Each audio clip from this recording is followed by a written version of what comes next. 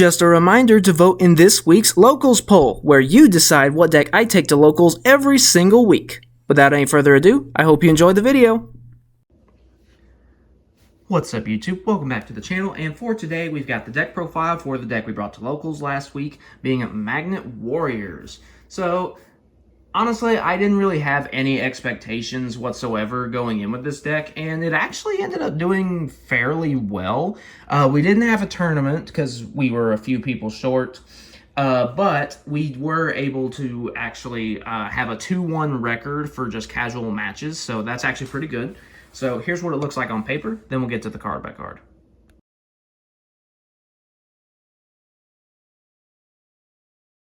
Alright, so of course this is more of a pure build, so trying to keep it as pure as possible, so do keep that in mind. We of course have one each of the original Magnet Warrior trio, being Alpha, Beta, and Gamma. Basically, these guys, they just serve as extra bodies that we can eventually banish to fuel some of our other effects. We also have our Magna Warriors. We're running 2 each of Valkyrian and Berserkion.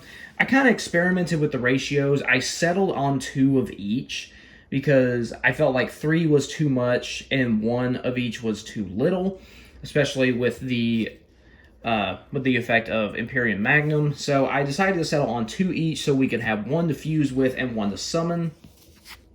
Valkyrian doesn't really do anything on the field. Berserkion, he can once per turn banish to target, destroy something. Next, we of course have 3 copies of Alpha, the Electromagnet Warrior.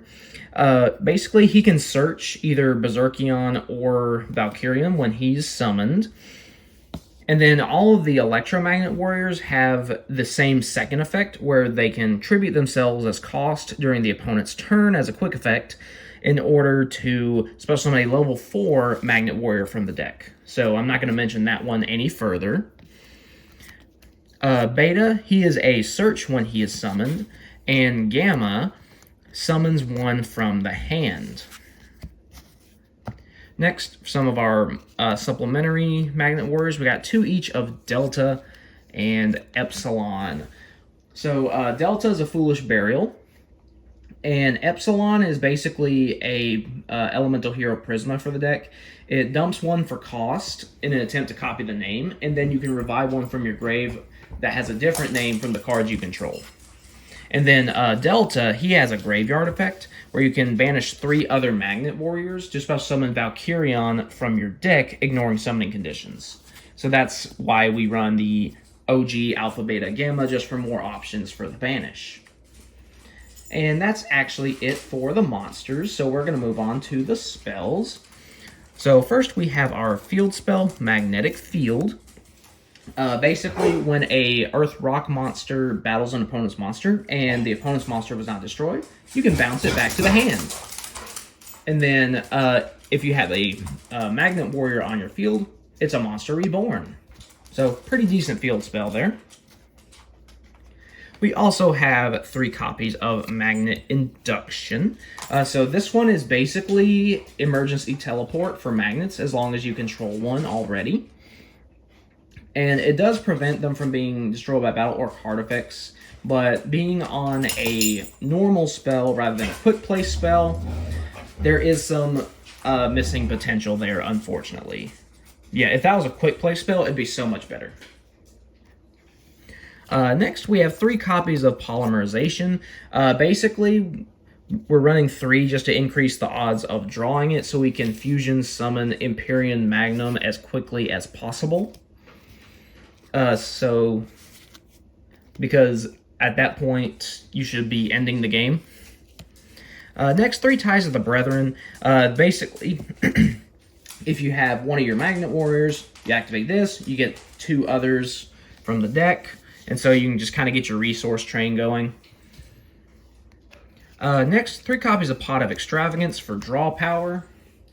Basically, so we're playing 3 of the Imperium Magnum just to kind of... I just lost the word. But basically, it's to mitigate the risk of Pot of Extravagance. So that way we can at least have some draw power, but still have our extra deck resources.